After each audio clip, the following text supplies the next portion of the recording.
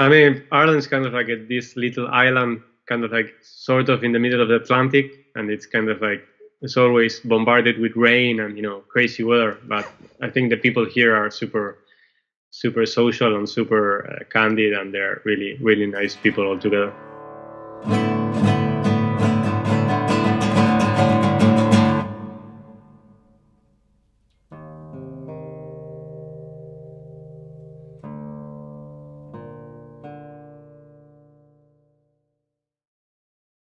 I'm having a chat, and it has to be after 10 o'clock p.m. in Dublin, but I'm having an interview with classical guitarist and composer Santiago Codella uh, about Okay. his 2023 Navona solo album. It's called The Distant Shepherd. It's a suite for guitar. Very, very, very interesting. Here are the movements, and then we'll get on to things. But just to give everybody an idea, The Distant Shepherd, specific movements, specific narratives, I think. Procession Through the Rain, The Herd's Communion, The Cane, I have questions, Of Distant Rolling Clouds, I thought one thing and realized something else, The Shepherd's Smile, and Towards the Closing Gates. Now everybody put all your old movies in mind and imagine, you're on the rolling hills and giant slabs of rock of Ireland in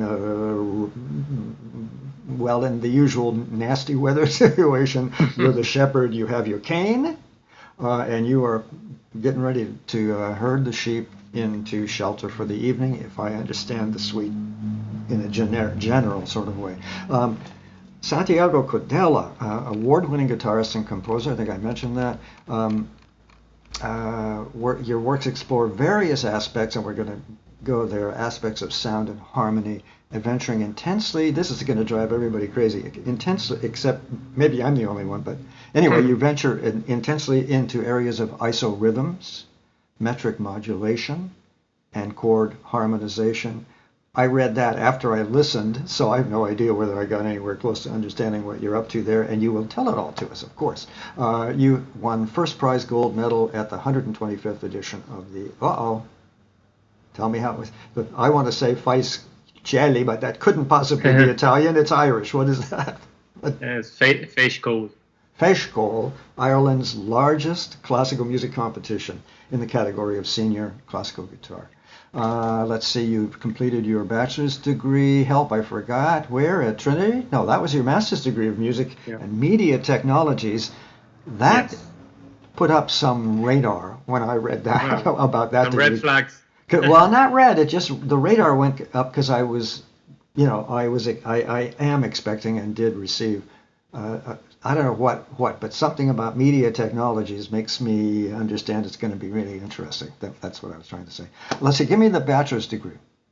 That's the Royal Irish Academy of Music. Aha, so Ireland and so on, and then something about the Manuel de Falla Superior de Música in Argentina. That's where I studied back in Argentina. And that was for your bachelor's, right? No, that was before the bachelor's. Oh, studies. I did my bachelor's in Ireland. Okay, well, I messed that up thoroughly and completely, but I think everybody gets the hint. So how long have you been in Ireland? Because you took that journey at a certain point. I think in your notes you realized and said that you had to go to Europe and figure out what's going on, and then Ireland. Go, tell us. Well, in April this year, it was 10 years. Wow. 10 years since I moved here, because I actually came here to further my music studies. To get your master's, yeah. If I'm first I did the bachelor's at the Royal Irish Academy of Music, and then once I finished, I did my master's in Trinity. And then Ireland seems to have taken pretty care of you. It sounds like you are happy there and having fun. I've seen pictures you've sent. It just looks like it feels comfortable. Or are you longing to get back to Argentina? Well, actually, I kind of fell in love with Ireland when I first came here, like in February 2013, in holidays to visit my brother, and then that kind of pushed me towards studying here. And once I finished both my bachelor's and my master's, that kind of I already had some sort of network of close friends and colleagues. So I decided to stay here. Also because I would still like to continue studying, maybe pursue a doctorate, but that would be in the upcoming years. I'm still thinking about it. But that also, it helps to have a brother, who apparently came over before you did. That immigration thing was maybe softened a little bit. The trauma of it all. It really kind of like pulled me towards Ireland. And by the way, I don't hear even the tiniest bit of Irish accent. You'd think 10 years there'd be a little something to your Hispanic accent, but I'm not hearing it. No, I never got the gist out of it. I only know some words, but I don't think I have an Irish accent. I agree. I want to read your kind of explanatory paragraph about The Distant Shepherd, and then I've got some questions. I may have said this a little bit earlier, but The Distant Shepherd explores the full timbral and emotive range of the instrument in a solo setting. And how we're going to go there in a bit. Also, the colors, if I may just go off script here a little bit. The coloring is incredible. Santiago's performance deftly employs, as I mentioned earlier, isorhythms, metric modulation, and chord harmonization, and he will give us a brief on that through notes and chords. Distant Shepherd offers an evocative portrait of a lone shepherd tending to his flock, as I graphically described a couple minutes ago. And the cover is why I said, what is this? Because there you are with your guitar case in front of you and the cliffs of Ireland wafting off in the district and those gray clouds going. Did you have something to say before we dip into some questions? Or were you saying enough? Yeah. That cover, I kind of we designed that together with the team, with the design team at Narbona Records. Yeah. And I mean, for anyone who has traveled into Ireland's countryside, like they would instantly get that imagery, because once you go like into the west coast of Ireland, like to the cliffs of Moher, County Clare or County Galway. I mean, it's just stunning. I mean, you could get lost there, and it's kind of like another world. The scenery is simply majestic. So I kind of wanted to kind of portray that sort of imagery, and because I'm super grateful to this country, so I suppose it's kind of some sort of little homage to this beautiful country I'm currently living in. Okay, now we're going to get to the good stuff, which is what overcame me as a first-time listener. And I'm just going to say that I said to myself, okay, this guy's going to give me a suite of music about the Distant Shepherd and all, and I read all the movements and stuff, and I thought, okay, and strapped on my belt and was ready to go. And not to say immediately, but it's hard for the imagination to take a snap into your world in the first seconds, because this is a guitar. My head, my brain, my intellect said guitar.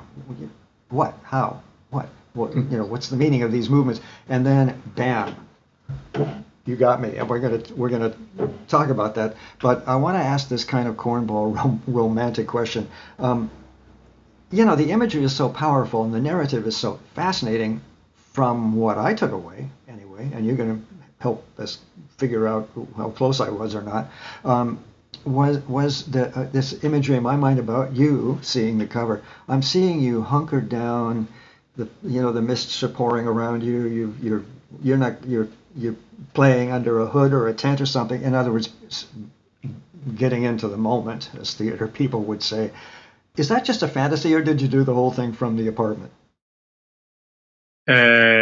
Well, obviously, I written all the suites in my at home. Yeah, the writing has to be at home, of course. And that was kind of like a process through a couple of, because I wouldn't say that you start and you finish in a month's time.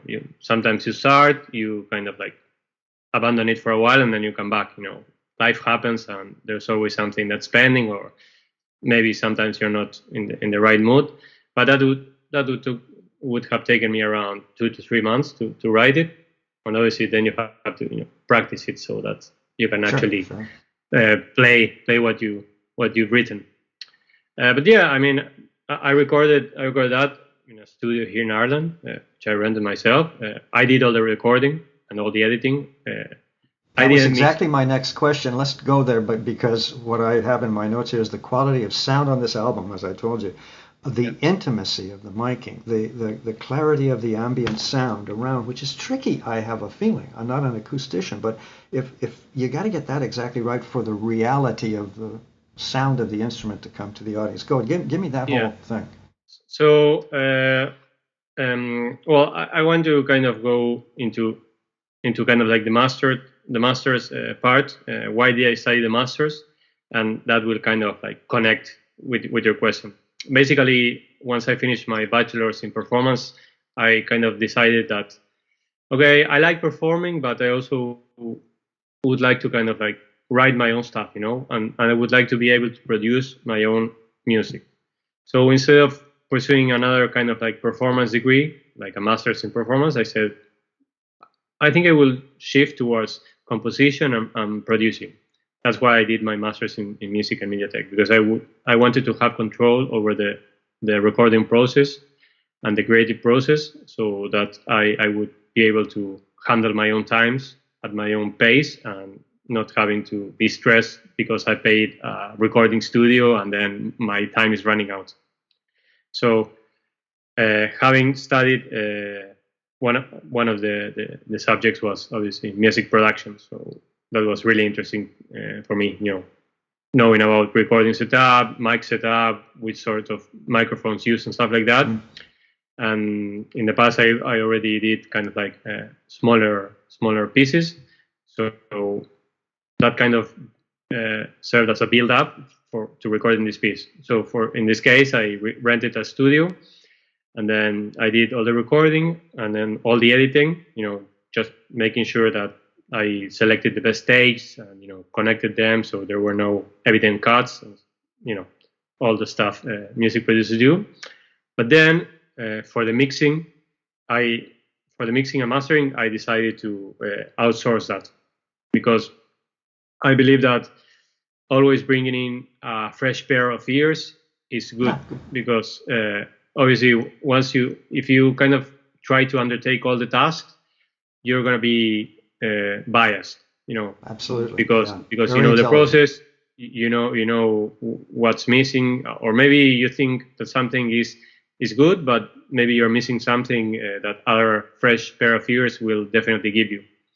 So for the last couple of years, I've been working with Bob Katz, who is like a legendary mastering engineer. He's a fellow countryman of yours. He lives in Florida, and he's a Grammy Award-winning mastering engineer. So I've been basically, learning a lot from him. He's been giving me advice on how to set up, where to record, how to get the best out of the recording and the instrument. And then once I did all the recording and all the editing, I sent him the files, and then he did his magic as he always does, and his ear and his technique and his final product is absolutely pristine. That just about told everything about this whole bit, but also I want to remind us all that this conversation that we just had is very important to many, many people, many, many subscribers, many faculty members, faculty music, collegiate music faculty who are putting out CDs. The idea of getting a handle on things, maintaining control over things, and you did the extra training and study to be able to do that.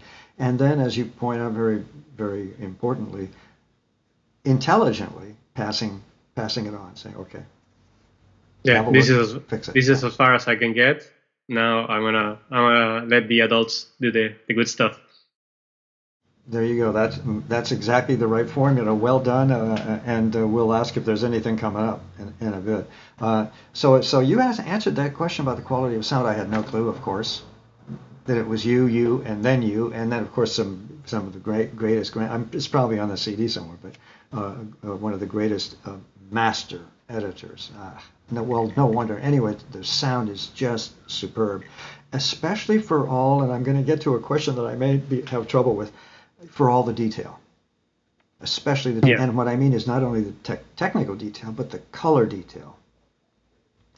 Yeah, I wanted to kind of do a little bit of a shout out because there's a really, I won't say famous because famous is a big word, but in Ireland, I think Ireland has one of today's best guitar makers. They're called O'Leary.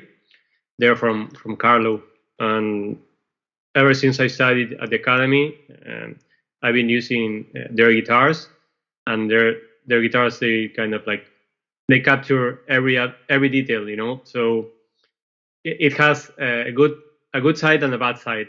The bad side is that if you mess up, somebody's gonna realize because the guitar won't let you lie. And the good side is that if you're on the ball, you know, you can get like absolutely beautiful sounds out of those guitars. So, you know, I just wanted to make a little bit of fun. Yeah, that was exactly appropriate because the instrument for any and all of us who are soloists is quite crucial. So thank you. It didn't come into my head to ask that question. Fabulous. So you're saying these are really high quality guitars. You're very happy with the sound of the instruments and so on. Well, there you go. Ireland, you know, it's something maybe about the magic of you land somewhere just right.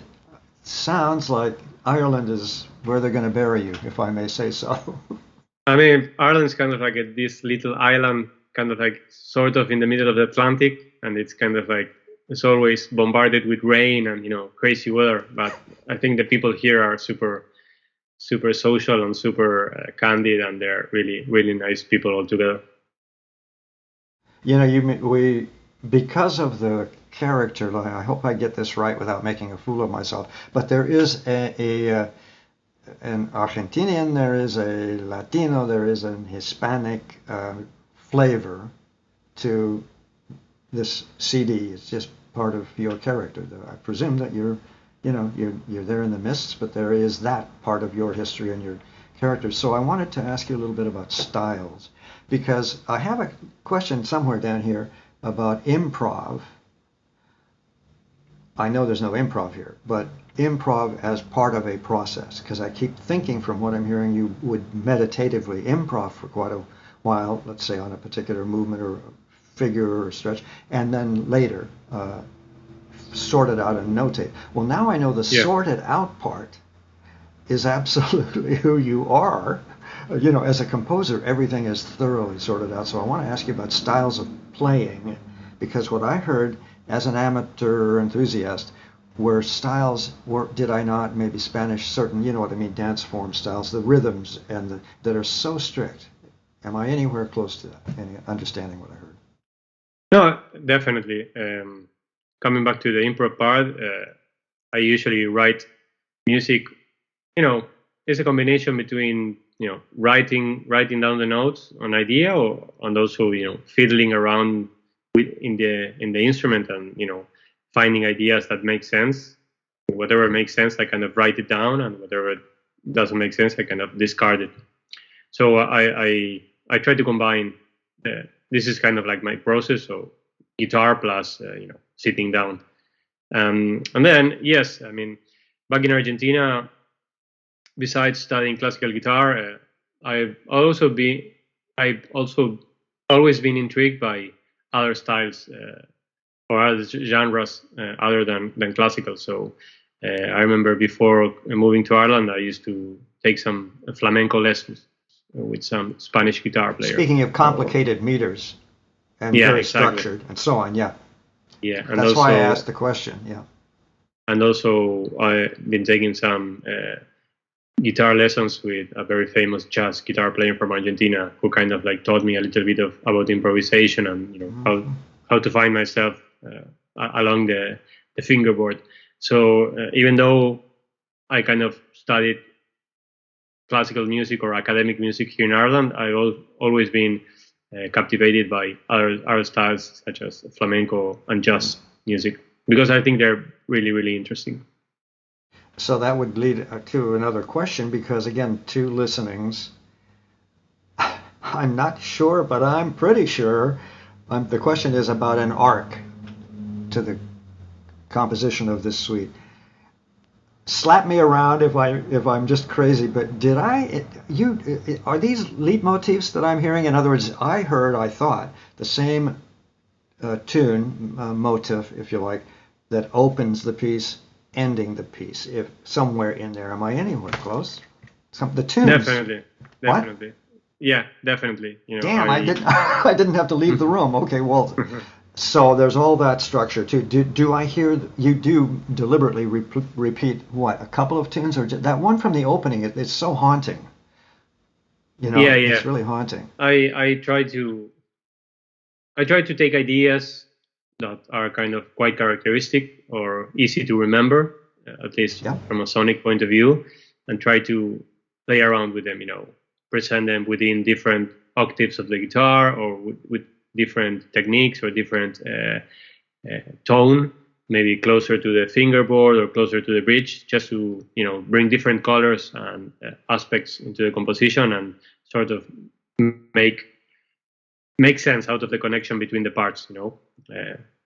I want the listener to listen to that part and say, "Oh yeah, I think I heard that a couple of moments ago." I got it.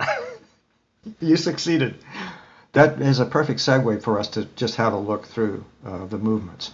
I had that question I mentioned to you. Maybe I didn't for everybody watching, but I had that question to you about maybe do you in performance segue one movement to another? Is there always a pause between movements? Anything about that? Because I'm looking at Procession Through the Rain, the first movement of the suite, and the Herds Communion, and they seem, I think you may have mentioned it earlier or to me off camera, how that fit, like the continents fitting together. So Procession Through the Rain is the first movement, and then the Herds Communion. Why don't we combine those two? Definitely. So since the whole suite was kind of like approached holistically, in a holistic manner, so I didn't want every movement to start and stop, So once you were kind of approaching the ending of the movement, I wanted to leave a little bit of, like a room so that people don't kind of pause and go elsewhere and then they come back. So it's kind of like creating that fine line between pausing and stopping. So I wanted okay, gotcha. You answered the question. Yeah. Okay, gotcha. So it's like once you finish once you feel you finish the movement, say, okay, this kind of left me there hanging. I want to know what's coming next. Fair enough. What I do is I do kind of stream of consciousness notes as I'm listening, because on the computer. Here's what I got from Procession Through the Rain. The lovely opening chords, and then it gets complicated real quickly, I think, harmonically and all the rest. It just gets very interesting, and I say to myself, nice. And then I feel, and what I'm trying to get at with my own word combinations is that this is a narrative. This is putting us on the hillside, taking the sheep home, right? So, I mean, there has to be, I'm thinking, that kind of thing. So I feel that I am hearing somehow a tension in the air, whatever that means and however you compose it, which reminds me of just, a rolling clouds environment. I studied in England for 3 years, and there were plenty of those, plenty of that tension in the air. Wonderful colors and tonal tweaks. Yes. Terrific. Repeating two-note figure. And you mentioned that about repeating figures. Yeah, it's kind of like a repeating two-note figure.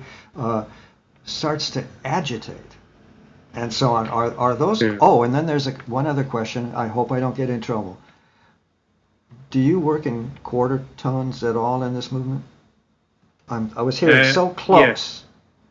Some there are a little bit on some string bends to get that sensation. So gotcha, because it could not have possibly been other than intentional. Thank you. You answered that question for me. Okay. Yeah. The hero's communion, the herd's communion. Also, the hero, a shepherd would have to be. That's my way of getting out of that one. Anyway, the herd's communion. Let me just do this one. There's a fragment, is there, from Procession in there? A little. I can't remember. I don't. Two listings. I can't quite remember. But again, I'm starting to hear fragments. I am thinking, even by the second, and references. A lovely tune. Again, twitched here and there harmonically, which I just love. Just the little unexpecteds that sort of are, go. That moment kind of, well, I would just want to talk briefly about Procession Through the Rain. That's kind of like the opening, it's like the storm, the storm is building up, and at the beginning you see these big chords that kind of represent the big clouds forming in the distant skyline. And then the tension in the air. Exactly. It kind of something bad is coming, and you can see the raging clouds in the distance, and then everything kind of like settles down, and then you start, and then it slowly builds up until kind of like the storm finally breaks. And then the Herd's Communion introduces the ending of Procession Through the Rain introduces kind of like one of the main motifs of the piece, and which is kind of like very ceremonial, very kind of like mournful. I have fragment from Procession. I thought maybe I had discovered something about a ceremonial sort of tune. Excuse me for interrupting. Yeah, no problem. And then basically on the second movement, I try to play around with that theme and harmonize it like in strange ways, and then also maybe sometimes present it within an arpeggio, or sometimes present it within like a two voice counterpoint, and then also transpose it, or better, I play around within the octaves. So it maybe starts in the high E, then it goes to the one octave down, and then another octave down. So I kind of play around the entire fingerboard with the same theme. And also the use of yummy harmonics in the end, just the color and the instrument very well, and how it can just seduce an audience. And that bit of yummy harmonics I thought was great. A corny word, but it works to me. Yummy. At the end of and at the end, is that there for mystery? I ask myself. Is it contentment? Is it looking up at the constellations? The magic of those harmonics that bring that movement to an end. The herd's communion out there in the up on the hills and whatever. That was. Yeah, it's kind of like gazing into this wonderful scenery, and kind of like realizing the insignificance of one before this such a beautiful scenery, especially if you're thinking of the Irish fjords and the huge distant clouds, ready to engulf you in rain. Wonderful. Okay, so that's part of what has me so intrigued about this album. You definitely, there is no choice. We must come with you on this journey. Third movement, the cane. Let me speak a little bit about it, and I have multiple stars after it. And again, what I'm talking about is your use of imagery and painting. Scenes. Okay, what I came away with, it's of course a narrative. The cane, there's got to be some reason, and of course it's the shepherd's cane. But so visualization. How can a guitar get me to visualize all of this? Something about hillsides, sublime calm, some fascinating harmonic movement, all good. And then there's an interruption. The herdsman taking authority briefly. That's the way I read it. Then the idyll continues, and then again an outburst of authority. I'm thinking what I'm trying to say is what I saw in my mind's eyes is the shepherd and his flock, and a couple get out of hand, and he does a quick back end on two occasions. Okay, tell me what your vision was. Yeah, I mean, what I like about that movement is kind of like, it might sound difficult to play, but it's mainly arpeggios, and I like to for that month, I kind of stayed mainly within the lower register of the instrument. So for me, like the cane is kind of like the shepherd's main tool on how to tend to his flock. So I wanted to make like a movement where all the glory of the shepherd's duties were kind of like carried out by the cane, and as such there are parts within the movement that there's a lot of tension, especially when there are some aggressive rasgueados. Two movements anyway, yeah, that I heard that were very interesting, fascinating. Very aggressive rasgueados and a lot of tension that go into like really dissonant harmonies, which create a lot of tension before kind of going into the calmness. So it's kind of like portraying this image of this kind of like wise and old shepherd that even though he might be wise, he can also be mean when he needs to, and controlling. So I mean, he's in charge of those sheep. I mean, it's kind of like a dichotomy, Loved it, and I hope you understand what I'm really saying, which is that you have succeeded in taking us on this journey, or me anyway, and that's what I've been trying to describe since the beginning of the interview or something. The idea that this one, your album, I'm going to really put this one on and let it play in my apartment while I do something else, or even while I just stare out the windows. It's that powerful. So much success. Yeah. And also, by the way, you mentioned about the difficulty. It never crossed my mind that anything I was hearing was in any way difficult, and that's about you. It never crossed I had never had for a second any question about technique. It's just there, as you clearly are a first prize winner. So that's my compliment to you. But it never occurred. And then you mentioned, I thought, difficulty never occurred to me. And usually I look for that because, of course, those are always just. But the compliment is I hope well taken. Okay, last movement. No, we're at the fifth. The Shepherd's Smile. And all I can say here is that you have you described on the guitar the Shepherd's Smile, the contentment, and again, what is the stylistic model? Because I can hear something kind of Argentinian, and there's a kind of ambling pace and rhythm. Tell us about this wonderful movement. Yeah, just to correct you, we missed the fourth movement, which is of distant rolling clouds. Sorry. Hang on. Let me find it. Oh, distant rolling clouds. Oh my God, the most important. Yeah. Sorry, I sped up too far. Movement. Let's start over. Movement 4 of distant rolling clouds. And again, the tenseness is there, and you've made clear that there's something going on from the very beginning, something coming. But I found in my mind's eye, I thought, okay, it'll be Beethoven all over again. We're going to have the storm of the Pastoral Symphony or something.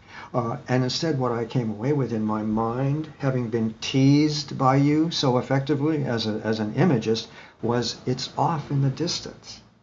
This is more like kind of like a meditative and reflective movement. I mean, you kind of feel like there's kind of like a storm coming, but you only kind of feel the droplets, the initial droplets. You don't feel the entire storm. So it's kind of like a serene movement when it's about to rain, but it never truly gets there. This is the main movement is kind of like a 4-finger arpeggio figure. That rolling style. That's what I was. Yeah. That's why I was imagining clouds rolling a bit. Yeah. It's like you're just gazing into the distance and see how the clouds they pass you by, and you kind of let yourself into the scenery. So this one is a little bit more sublime and more serene movement when compared to which surprised me. That's what I was getting at. I was expecting a rainstorm, and then I got a much more sophisticated bit of imagery in my head from you, Brian. Excuse me for jumping in there. No problem. Okay. Let me just describe a little something. What I also loved, because this was part of my imaging in that movement, was there's propulsion, then slowing, then the propulsion again comes up, and then it's up in the heights. I mean, you were just like distant clouds. Yeah. descending, then up and away. Well, for me, this kind of like resembles uh, basically what Irish weather is. If you lived in Ireland, you know that probably in the very same day you get like sun, then rain, then hailstorm, then back to sun, then it's raining for like pouring rain, then it stops. So it's kind of like is that ever menace of the rain that is about to hit you, but it doesn't. Lovely. Lovely, because you took me right back to my days in London, and that was much lower on the on the globe than Dublin. Um, let's see. So there, but where are we? Shepherd's Smile now? Are we at Shepherd's Yeah. Smile? Okay, good. I was explaining there's that kind of stylistic model, something Argentinian, something Latin, Hispanic, whatever. Tell me if I'm all wet on that one. But also this wonderful ambling pace is the way I describe it, and rhythm. It's by the way, it's a nice tune. Your own, I Yeah. presume. Go. Actually, well, this one is the only movement that it's in a major key. So in classical guitar, it's very common in composers such as Tárrega or Fernando Sor that parallel modulation. So you go from D minor, and you parallelly modulate to D major. So you know how they say that major tonalities are like the happy ones. That's why kind of like the title of the movement is the Shepherd's Smile. And also for By the me, way, it feels it now that you mentioned it. It feels it on the album as you just described. That is the only major tonality apparently, and I thought I was hearing more major stuff in the earlier movements, but that's why it really jumps out. This deliberate, yeah. cheerfulness of a major tonality. Yeah. Okay, sorry. Yeah, Shepherd's Smile. it's just to generate a little bit of contrast and depart away from from the ever embracing storm. So only people who so have lived on the island know what you mean by ever embracing storm. Yeah, I yeah. remember. Okay, you're on So the other one. But for me, the Shepherd's Smile is kind of like you're kind of like there, and then you kind of see the distant ray of light, kind of cutting through a cloud, So it's kind of like the shepherd knowing it's kind of like the good times, the bonanza times are coming his way. So the idea of that is, kind of like shift towards a more kind of like steady and very easy to follow kind of like tune. But actually, this one was one of the most difficult movements because I employ a series of isorhythms on the bass. here we go. Here we go. It's kind of like there's kind of like an isorhythm that follows through the entire movement, but then over that isorhythm I put like a melody. So putting all that together, it was kind of tricky because you have to be sure that you are kind of like emphasizing the isorhythm and then also bringing out the melody. So it was kind of like playing two different parts by only one person. Rubbing tummy, tapping head. Yeah. Exactly. And I kind of I've listened from friends and from colleagues that was one of their favorite movements because it was kind of like I can feel this. I can feel the tune. Okay, and I have a question for you. All that's fine and dandy, but then there's a sudden stop that blew my brains out.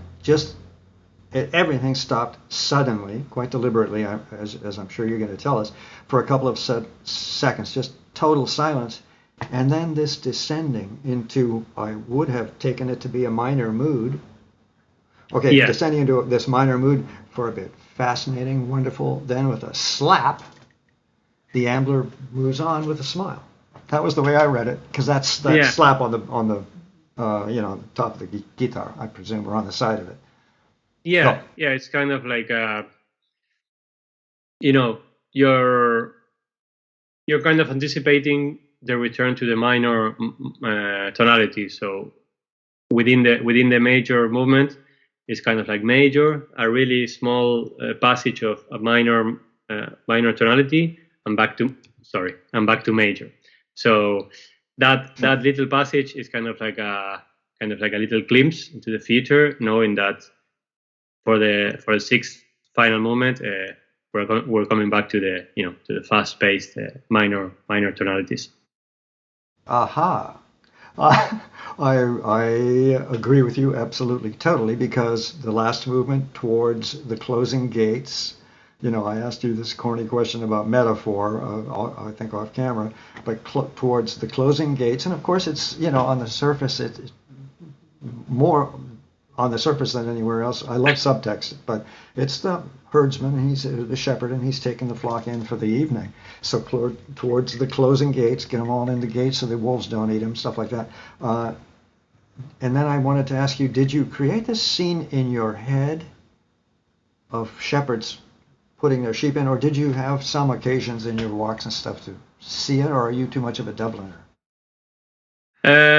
No, I mean, obviously, I wanted the end of the suite to be kind of like glorious, and the beginning of the movement, it has like really weird bends and kind of like this Turkish like sounding. And it's a very strong introduction too, by the way.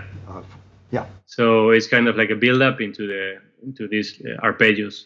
So I wanted to like wrap up the entire journey of this shepherd that had to endure across a very challenging weather, and the sheep just spreading around, and it's kind of like a metaphor for life, after all you're going through, at the end you reach your destination. So it's kind of like, okay, I finally made it here.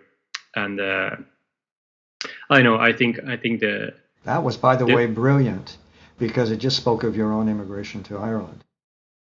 Yeah, it's like, well, obviously having moved to Ireland really helped me, develop a sense of perspective.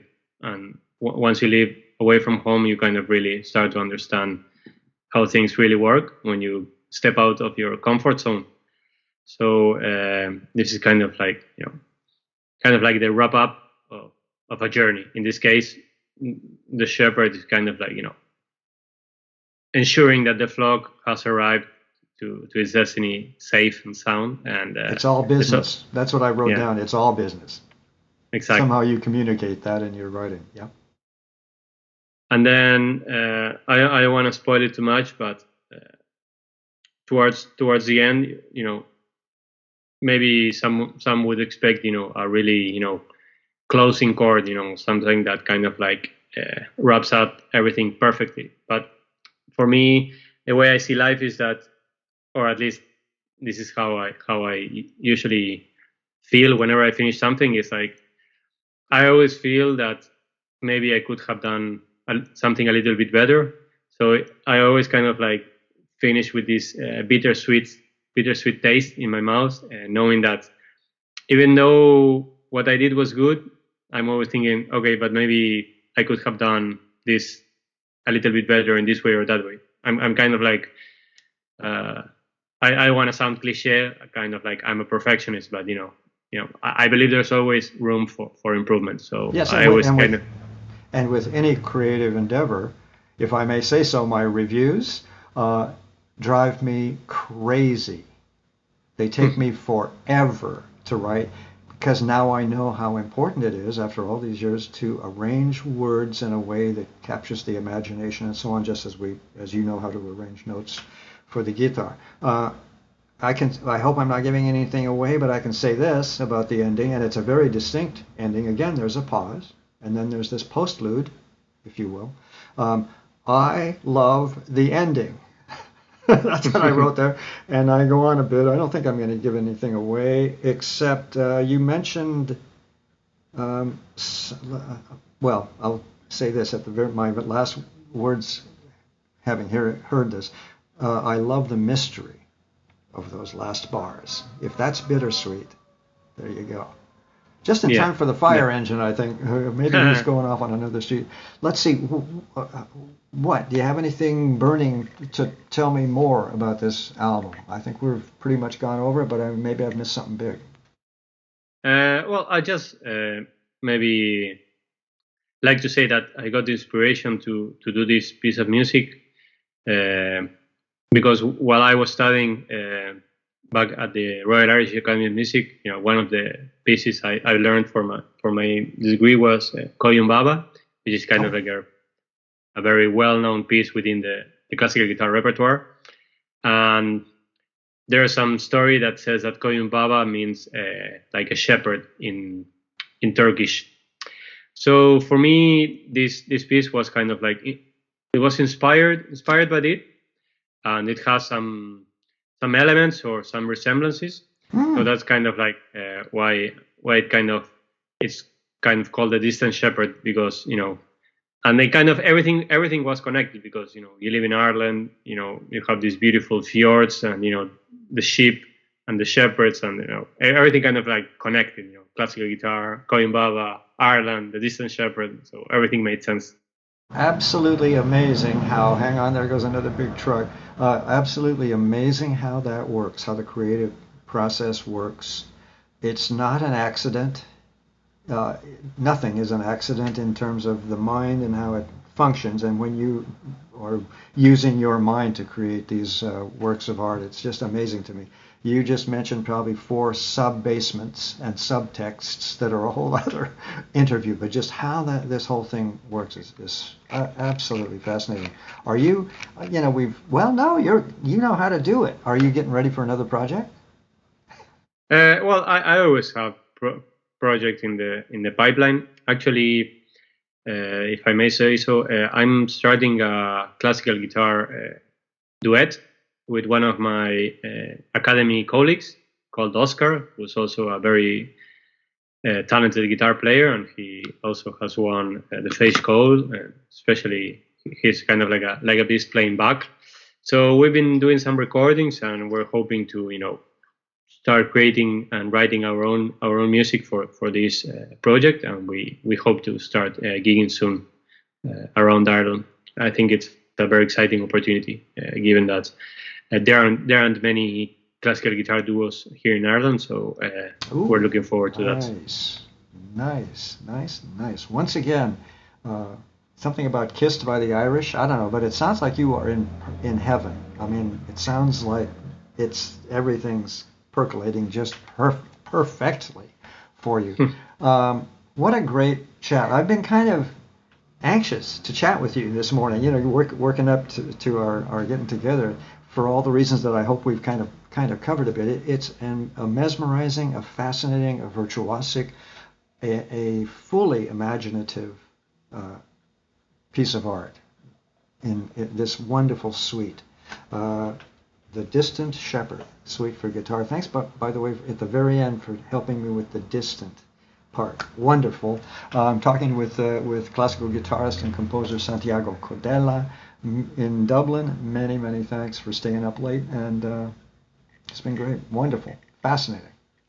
Thank you. Well, and I wanted to take the opportunity to thank you for this opportunity and to help, promote classical guitar and classical / contemporary music, because we know it needs to be promoted, and I think it's a great effort you're making in making this happen. Thanks very much, and it's also a great pleasure for me to meet so many fabulous musicians all over the world. It's just wonderful. Many thanks. See ya. Okay.